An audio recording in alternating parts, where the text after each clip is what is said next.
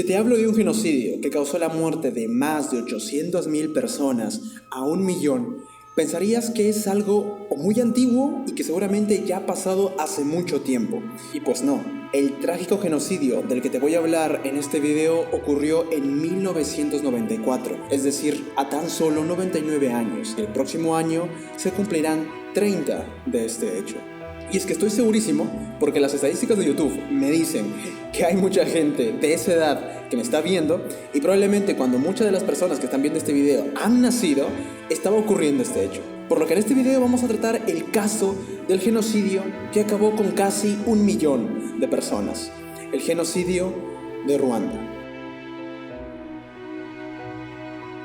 Ruanda es un pequeño país ubicado en África Central, limitando al norte con Uganda, al este con Tanzania, al sur con Burundi y al oeste con la República Democrática del Congo. ¿Se ubicaron? Bueno, seguro que no, así que mejor les dejo esta foto.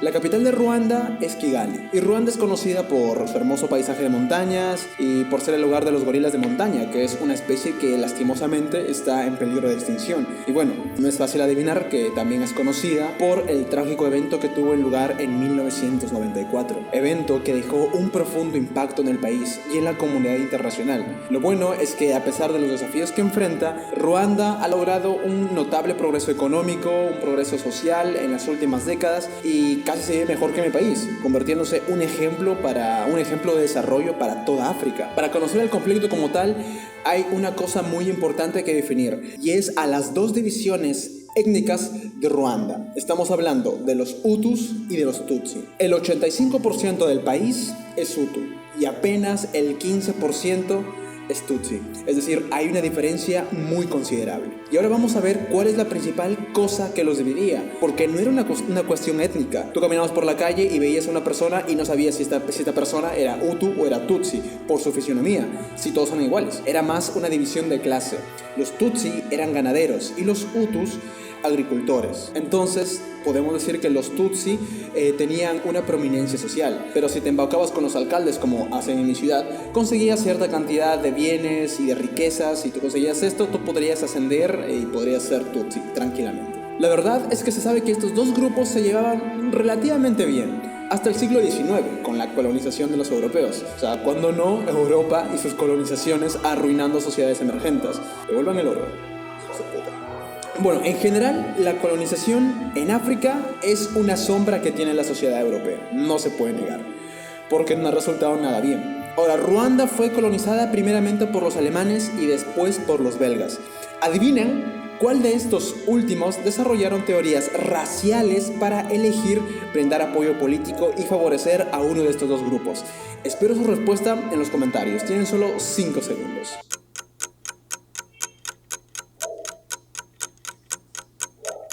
¿Ya comentaron? Pues, si tu respuesta fue la colonización alemana, pues déjame decirte que tu respuesta es correcta. No.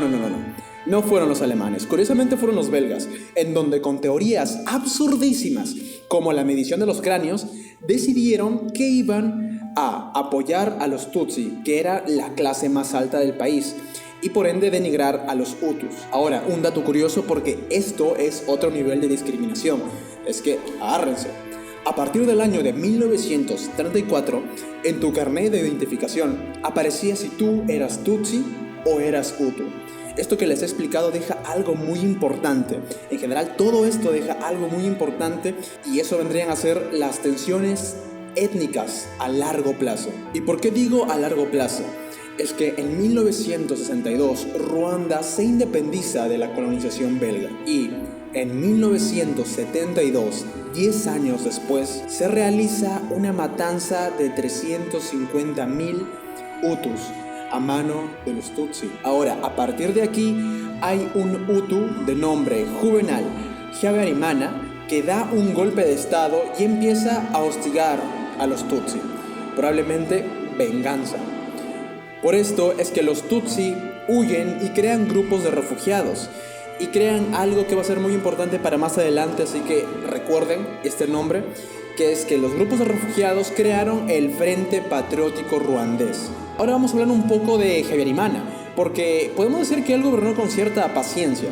Ruanda era un país seguro, era un país estable, parecía salir de la oscuridad, incluso llegó a convertirse en un ejemplo para los demás países de África. Y todo era relativa tranquilidad, hasta que en 1989 estalla una crisis en el país. Crisis que fue incentivada en su mayoría por factores externos.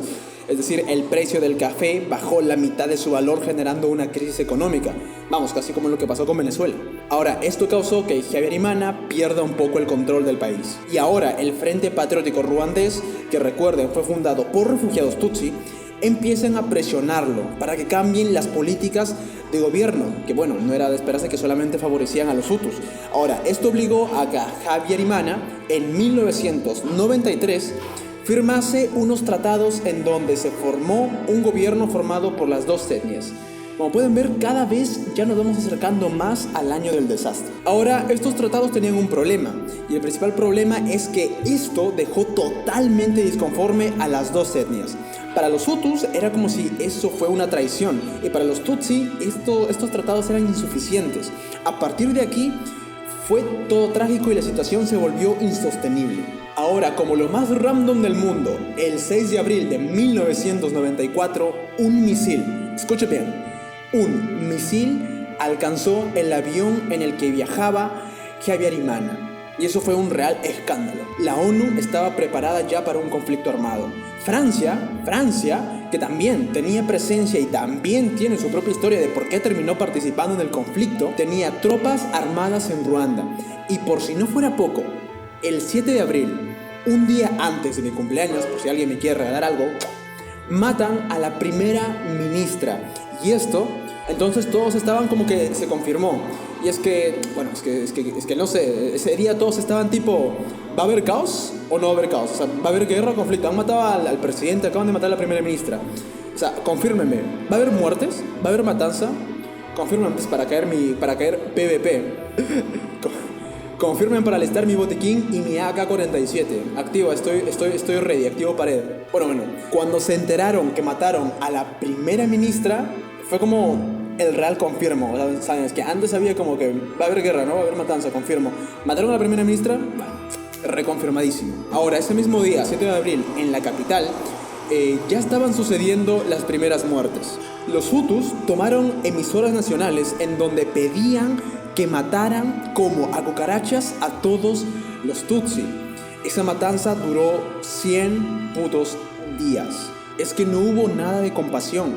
Mataron a todos los Tutsi que veían, y los Hutus que los protegían también eran asesinados. Los Tutsi huían a las colinas, en donde o bien morían de hambre o bien te encontraban y te mataban. La gran mayoría de las muertes fue por machetazos y garrotazos. Se dice que los vecinos se mataban entre sí. Incluso había hombres que eran Hutu, pertenecían a la etnia Hutu, que mataban a sus esposas Tutsi. Todo esto para que ellos no sean asesinados.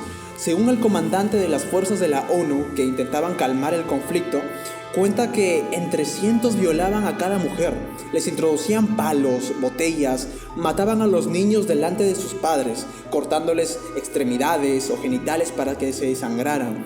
Gente que pedía a gritos que por favor les mataran de un tiro, o personas que incluso llegaban a pagarles para que solamente les mataran de un tiro. Y bueno, ahora actualmente no se sabe, después de mucho tiempo se dice que si la ONU enviaba 200,000 soldados, el conflicto se detenía, pero en su momento solamente mandaron a 200 soldados. Y el 23 de junio crearon la Operación Turquesa, con intervención de una coalición de gobiernos con el fin de tratar de detener el conflicto. Y recién el 9 de julio es que esto se logró. Claro, ya para mayo habían muerto alrededor de 800,000 personas. Bueno, ya habiendo explicado el conflicto, ahora vamos a sacar algunas conclusiones. Y bueno, si me preguntas qué carajos pasó después, pues el país en la mierda. Pero bueno, tiempo después, un gobierno militar toma el poder y el vicepresidente, que era Paul Kagame, bueno, rápidamente él, sin ningún tipo de elecciones, asume la presidencia. y ahora se los voy a explicar muy resumidamente, y es que él hace una gira por varios países. Hablamos de países como Singapur, Tailandia, Malasia, y se iba por cada uno de estos países con una libreta en donde él va anotando cosas que cree que son imprescindibles para que Ruanda resurja de las cenizas, y propone el plan Visión Ruanda 2020, en donde establece parámetros para que Ruanda resurja. Y ahora lo siguiente que les voy a contar es que es increíble, porque desde el 2000 hasta 2020, Ruanda se vuelve un ejemplo para África, teniendo una de las capitales más seguras del mundo. Hace 2 años crecía a un ritmo más acelerado que China, y uno de los países más atractivos, y era uno de los países más atractivos para inversionistas europeos y norteamericanos. Pero claro, también hay un lado oscuro, y es que el presidente Kagame es un presidente muy autoritario. Supuestamente, cada elecciones que hay en el país, supuestamente él gana con un porcentaje de aceptación de más del 99%. Y como curiosidad, en el año 2010 surge un partido político que se creía que podría hacerle frente, que podría hacerle el paria a Kagame, pero el mismo presidente ordena que este partido no podía ser inscrito. Pero bueno, algo que no podemos negar es que Ruanda ha podido resurgir y bueno, está en una etapa de relativa paz, pero lastimosamente hay una constante muy importante, y es que se sabe, viendo la historia, viendo lo que ha pasado en la evolución de la humanidad, en la historia humana, ningún grupo que fue terriblemente violentado puede perdonar en su totalidad a la parte que violentaba. Hay resentimientos, y estos resentimientos pueden estallar. La ONU y más países al momento de los hechos le dio la espalda a Ruanda.